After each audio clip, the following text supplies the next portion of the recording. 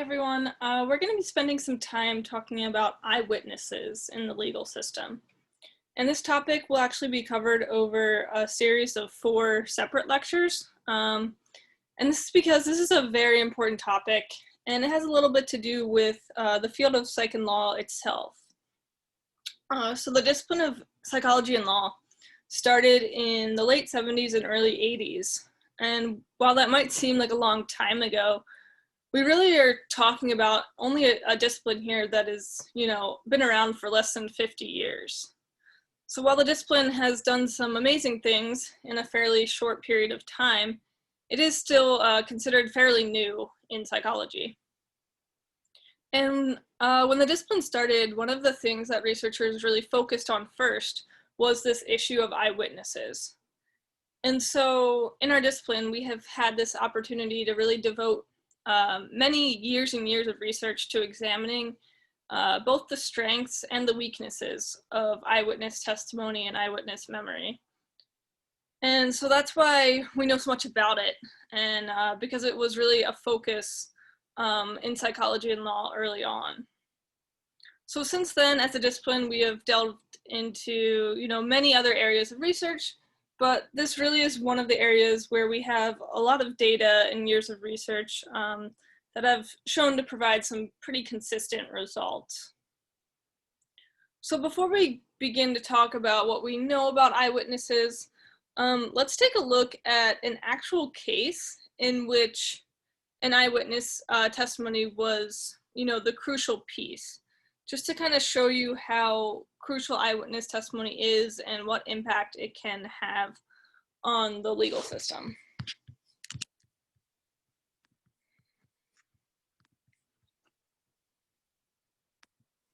Tonight, a second look at a Texas case raising questions about the death penalty. In the 30 years since the Supreme Court reinstated capital punishment, no state has executed more people than Texas, 367. Now, a joint investigation between ABC News and the Chicago Tribune finds that Texas may have put at least one innocent man to death. Corpus Christi, Texas gas station attendant Wanda Lopez knows she is in trouble. Within 90 seconds, blood-curdling screams as she's stabbed to death. Justice came quickly, too. Within an hour, police arrest this man, Carlos De Luna, a local petty thief who liked to sniff glue. The evidence against him, an eyewitness, and little else. And even though there are no fingerprints, no blood on him from the vicious stabbing, De Luna becomes the lone suspect. Till the day he is executed for the crime, he denies he committed the murder. His story, he was nearby and saw the commotion, and because he was on parole, ran from police. At least one Corpus Christi detective believes him. It bothers me right now that a wrong man got put to death. Eddie Garza says he told the detective leading the investigation another more violent criminal named Carlos Hernandez was bragging about the crime. That lead investigator told the Tribune Garza never told her that, and she followed up every lead. Your informants are telling you on the street you got the wrong guy. That's the information that I was getting on the street. He told other people, yeah, Carlos De Luna took a fall for me. Nobody listened. Hernandez had a long record of 25 arrests and a reputation as a man who loved his knife. Former girlfriend Margie Tapia. It slept under the pillow where he slept. He cleaned it off right in front of me. He would talk to it just like if it was a person. Hernandez was later convicted of stabbing this woman with the same kind of knife used on Wanda Lopez. Perhaps most disturbing about what happened here in Corpus Christi is that Carlos Hernandez and his weapon of choice were no secret. In fact, 2 homicide detectives and 1 prosecutor knew about him. But at trial, when Carlos De Luna told the jury it was Carlos Hernandez who did the stabbing, the lead prosecutor scoffed and called Hernandez a phantom in front of the jury.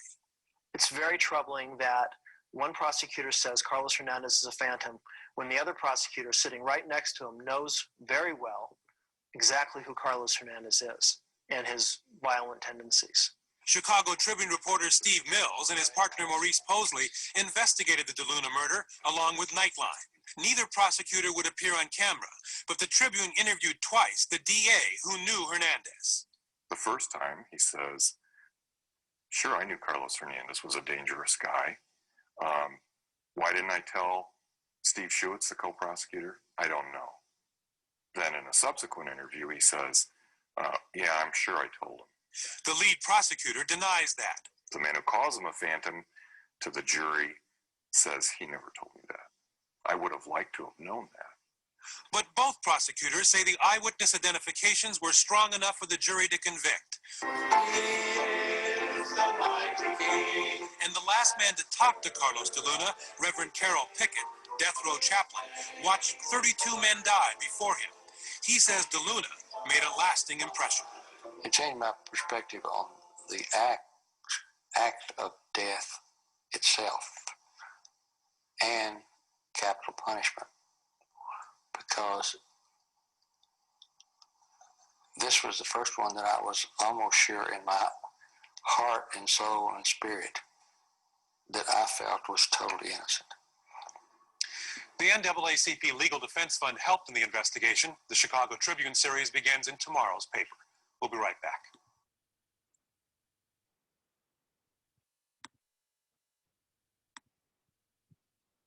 And so you can see here, that faulty eyewitness testimony really does have some real consequences in the legal system. So before we take a look at eyewitness testimony and the research here, let's do a little activity first and see how good of an eyewitness you are. So we're going to look at a short video clip, and you're going to be observing an event. And I want you to watch very carefully, because you're going to be asked to look at a lineup and identify the bomber from the lineup.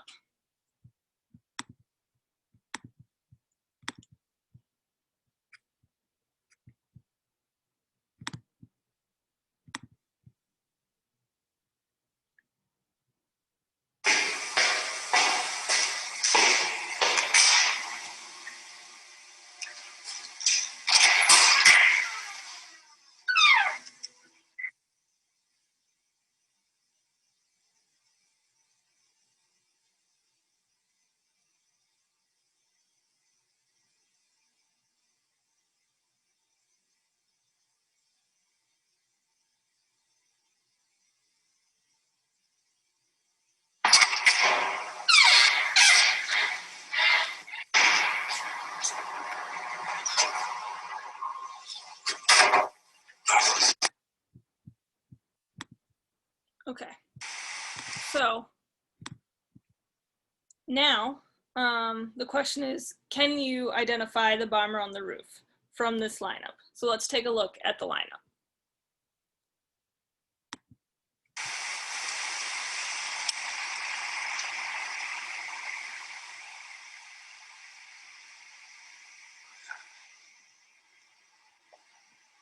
This is a good.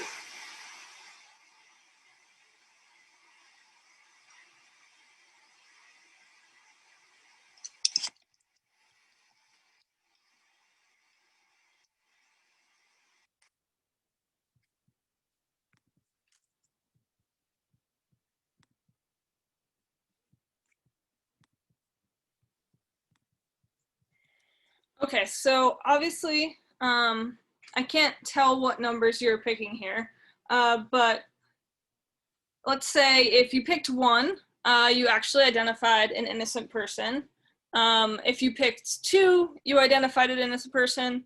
And if you picked 3 through 6, you also identified an innocent person. So actually the bomber on the roof was not in that lineup. And this video was done as part of a research study by Gary Wells. He's an individual in the field, a researcher who's done a lot of work on eyewitnesses. And, while it may seem like a trick, that the actual perpetrator wasn't in the lineup, this is actually the case in many jurisdictions across the country, that they do not warn witnesses of the fact that the perpetrator might not be in the lineup. And therefore, there's some sort of, this implicit pressure to pick somebody from the lineup. So, how good were you? Don't worry if you didn't get it right. I'm usually not too great at these types of things myself. But, you'll have other opportunities throughout the series of these lectures, by the way, to act as an eyewitness again. So let's move on. Why research this topic? First of all, police are more likely to pursue a case if they have an eyewitness. So the only problem is here, though, is that they're likely not to pursue it any further if the eyewitness has made an identification. You know, so if they have an eyewitness in general, they are likely to pursue a suspect. But if they have an eyewitness who has, you know, already picked somebody out of a lineup, they've already identified them as a suspect or the perpetrator, then they're likely not to pursue any other suspects or really ask more questions. And certainly that was true in the clip that we saw at the beginning there with the DeLuna case. And sometimes in cases, you know, there's a lot of physical evidence, and that physical evidence doesn't agree with what the eyewitness has said. And a lot of the times police will actually disregard that physical evidence if it doesn't align with what the eyewitness is claiming. So, you know, in the clip we just watched in the DeLuna case, if you remember, he was caught, and he had absolutely no blood on him, even though he had supposedly just stabbed a woman in a convenience store less than an hour ago. But, you know, the police didn't seem to question that particular piece of evidence. So eyewitnesses can be very powerful in the investigation itself.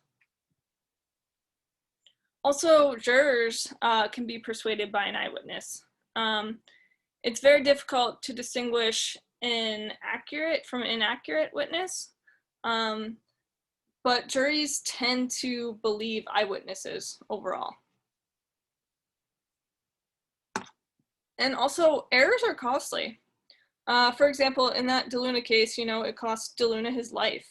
Also, the Innocence Project, which is an organization that helps exonerate innocent people, you know, they've exonerated over 300 individuals since they started in the early 80s. Individuals were exonerated because of faulty eyewitness testimony. So 62% had false convictions due to misidentification of an eyewitness.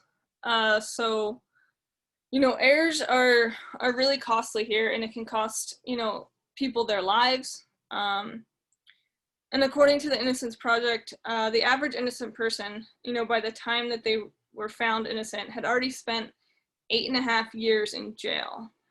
So it can cost them their lives in terms of time, and it can cost our system quite a bit of money for all these errors. So this is why this is a very important topic to research. So let's take a look at what we know about eyewitness memory. So many people believe that they never forget a face. You know, you might have heard someone say this, but several studies have demonstrated that face recognition rates are usually around 90%. So, you know, in other words, they're extremely high. So for example, if you give people a series of faces, let's say you give them 10, 20, 30 faces, you know, that they see on a screen for some brief period of time. And then later, you know, you give them some more faces, some of which that they've seen before and some of which that they haven't seen before. People are pretty good at saying, yes, you know, I've seen that one, or no, I haven't seen that one. But the problem is, just because we can recognize a face, does that mean that we can conclude that eyewitness recognition has the same degree of accuracy? So the problem really is that, you know, good face recognition is necessary, but it's not sufficient condition for good eyewitness memory. So you need to be able to recognize faces to be a good eyewitness, but just being able to recognize faces is not enough to lead to good identification. So let's take a look at some of the issues that we're going to be dealing with here. So Gary Wells, who I've mentioned previously, he's a major researcher in this field of eyewitness identification and eyewitness memory. And he published a paper in which he separated important variables that are involved in eyewitness identification into two different types. So first we have witness factors, which are sometimes also called estimator variables. And these factors are inherent in the witnessing situation.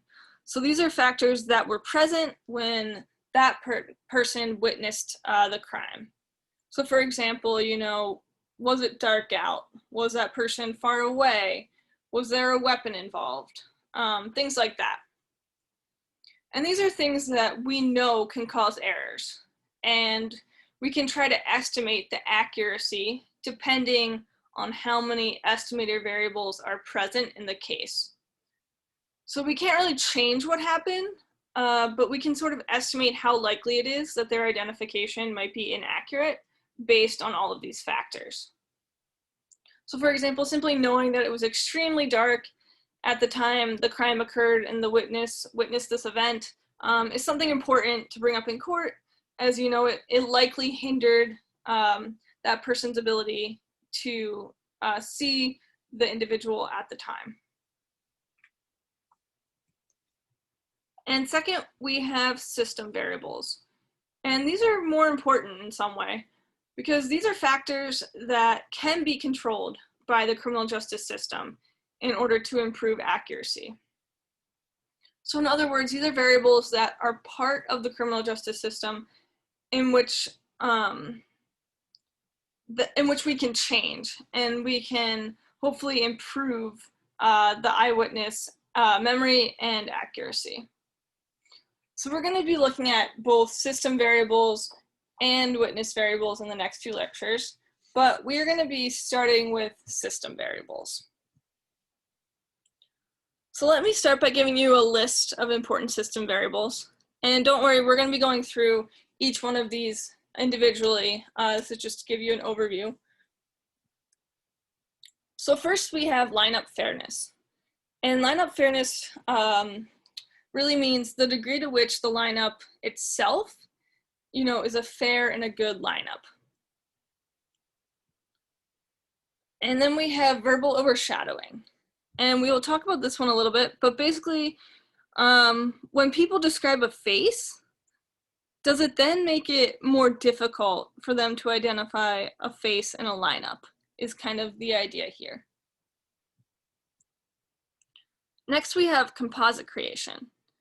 And this is a little bit like verbal overshadowing. You know, often we ask witnesses to create a composite sketch, but the question is, you know, how good is it, and does this possibly lead to more errors? Next, we have lineup presentation mode. So, you know, we have a suspect, and we often ask them to pick the suspect out of a lineup. But the question is, you know, is the way that we are doing these lineups a problem? We also have pre-lineup instruction. And, you know, we just did the bomber case. And so this kind of has to do with, you know, the type of instruction we might give people. So, you know, in that bomber case, for example, as I mentioned, most jurisdictions, some jurisdictions do not, but most jurisdictions now and should actually do say that the perpetrator might not be in the lineup. But there are a few that don't. So, you know, this is important because this is the idea that we need to basically caution people that, you know, the individuals that are presented to you might not actually include the individual that committed the crime. And this is what we call cautioning people about what we call a target absent lineup. And then finally, we have the post-identification feedback. So this is, you know, the idea that, you know, this person makes a choice, and then what kinds of things do we say to them after they've made that choice, and whether or not that can affect their memory down the line, say at trial. So these are the system variables that we're going to be covering. In this specific lecture, we're only going to be covering one of these system variables, and that is going to be lineup fairness. So I'm going to show you a picture from a Texas case, and this was a lineup. This was used in a 1995 case, and the perpetrator was described as a black male. So what they did here is, they gave the witness a photograph and they asked them to determine if the perpetrator was in the photograph. And here's the lineup. What's wrong with this lineup? I think you can most likely see what's wrong. You can see that in this particular picture, they have only put one African American or black male in the lineup. And this is very biased, considering that was the description that the witness had gave. So, you can see actually that down here that this particular lineup was actually shown at trial, and probably because the attorney was making the point that this was clearly a biased lineup. So let me give you an example of an unbiased lineup. So this was another case. This was a West Virginia case, and the detective had to put together a lineup, and the critical eyewitness in the case described the perpetrator as a black male with crossed eyes. So he's cross-eyed.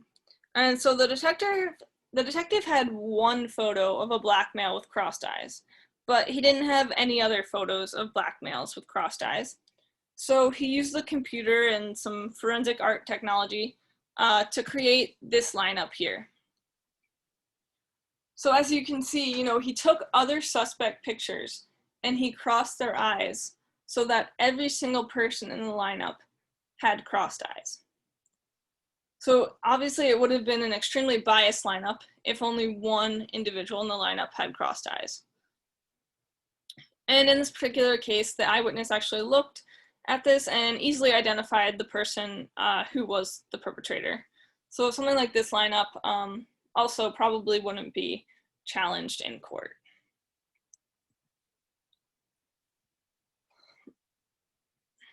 So as I just mentioned, the description that the eyewitness gives should match every single person in the lineup, so that one person doesn't completely stick out.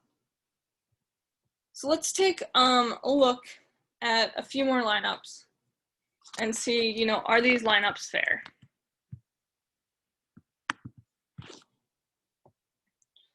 So here we go. We have two eyewitnesses that describe the offender in this way. Late teens, 15 to 16 years old, no more than 18 years old. African American black male, small build, about 120 to 140 pounds in weight, between 5'2" and 5'5" in height, and long hair with some kind of braids, single row braids that were coming loose. And let's see, so this was an actual description of an actual case, and here's the lineup. Is this biased or fair? Obviously this is biased, right? You're going to pick number one. And that's because he's the only person in this particular lineup who has that braid that was described by the witnesses. Let's look at another here. The one Hispanic witness gave the following description: thin, Hispanic man, mustache, collar-length hair.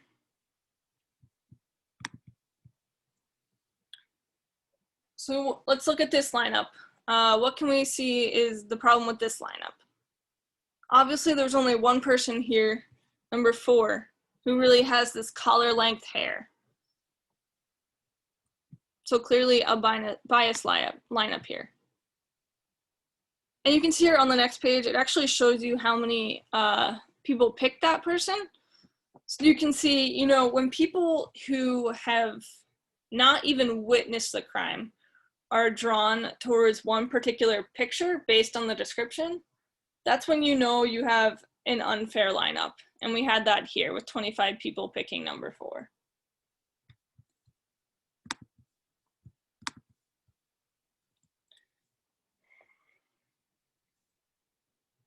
So one of the first tasks in getting a good eyewitness identification is this idea of lineup fairness. And kind of how we just went over, all of the foils in the lineup should be similar. And by the way, when I say foil, these are the people that you assemble in the lineup that are not the suspect. So this is the idea that all foils should look about the same. And no individual should stand out in the lineup. Also, the interviewer should not favor any individual in the lineup. It's what we call a double, and how to avoid that is what we call a double blind lineup. And this issue is slightly different than what we were just discussing. So let's say you actually put together a pretty good lineup with the recommendations that we described above, but the person conducting the lineup is actually the detective who arrested the suspect. So you know he or she clearly knows who the suspect is in the lineup. And it turns out that when that happens, the person administering the lineup tends to give off these cues as to which person they actually favor in the lineup without even realizing it. So therefore, the person doing the lineup should not know who the suspect is. And that's what we call a double blind lineup. So one of the first things you should do in order to not create problems for your case is this idea of creating a lineup that is fair. And next time we'll talk about some other things that should be done in order to maximize eyewitness accuracy.